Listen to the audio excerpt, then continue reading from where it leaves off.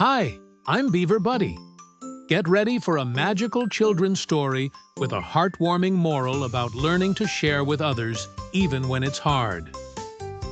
Can two greedy squirrels learn to be friends? In the heart of Pineberry Forest, two squirrels raced up a tree with cheeks full of acorns. Nibbs had fiery orange fur and always wore a green scarf. Tuff had dark gray fur and a single golden fang that sparkled in the sun. They were fast, clever, and brave, but never kind to each other. Both believed the forest's food should belong to the fastest squirrel. "That acorn's mine!" barked Tuff, pouncing onto a branch where Nibbs had just buried his latest find under a patch of moss. "Finders, keepers!" Nibbs shouted, springing back with a puff of pine needles. They wrestled, flipped, and rolled until the acorn flew off. The golden acorn tumbled down, bouncing branch to branch, until it plopped into a mysterious hole hidden under fallen leaves. "What was that?" whispered Tuff, peering into the dark opening. "Looks like a tunnel," said Nibbs, ears twitching with curiosity. They both dove in, scrambling down the narrow passage lit by glowing mushrooms.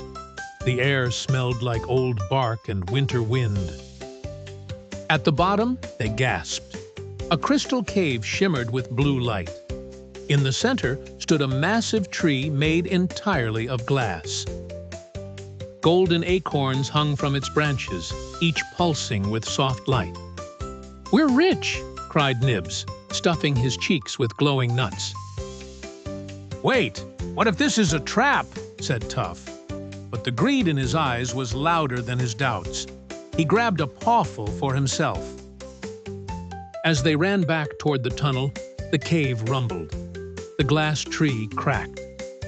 "You took too much!" Nibbs cried, dropping an acorn. Roots of light shot from the ground, wrapping around them gently but firmly. A deep voice echoed, "Greedy hearts, dim the forest." The voice belonged to the ancient spirit of sharing. She hovered above, woven from light and bark, with branches for arms. "These acorns feed the forest's balance," she said. "To hoard them is to starve the land.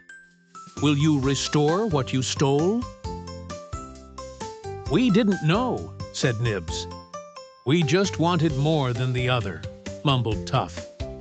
The spirit looked into their flickering hearts. "Then you must share the gift with every creature," she said. "Only then will you be free." The roots released them softly. Above ground, the forest had changed. Trees drooped, streams slowed, and the birds no longer sang. It all felt cold and quiet. Carrying the glowing acorns in leaf pouches, Nibbs and Tuff set out. For the first time, they walked side by side, not racing. They gave one to a hungry hedgehog, another to a sick owl, and more to cold rabbits who curled under the tree roots. With each gift, the forest brightened. Flowers opened. Sunbeams danced again. The more they gave, the more beauty returned. At dusk, they returned to the crystal cave. The spirit waited silently. They placed the last two acorns on the glass tree's roots. The tree pulsed once, then burst with color. New golden acorns formed, this time growing toward the ceiling like sunflowers in reverse. "You've done well," the spirit said, "but the lesson is not in giving once. It is in choosing to share every day." Nibbs and Tuff nodded solemnly. "We'll never fight over food again," said Nibbs. "Unless it's the last berry," joked Tuff, nudging him. They laughed, and their laughter made the crystals sing. As they left, the path behind them closed like it had never existed. Back in Pineberry Forest, animals gathered under a giant tree. Nibbs and Tuff handed out snacks, smiling wider than ever before. "Remember the glowing cave?" whispered Nibbs one day. "Sometimes I think it was a dream," said Tuff. "But this forest sure isn't." From that day on, they became the forest's givers, planting, sharing, and reminding others that greed only makes the world colder. Moral: sharing makes everything brighter, while greed takes more than it gives, even from those who never realize what they've lost. See you soon with more magical adventures, wonderful places, and heartwarming tales with Beaver Buddy.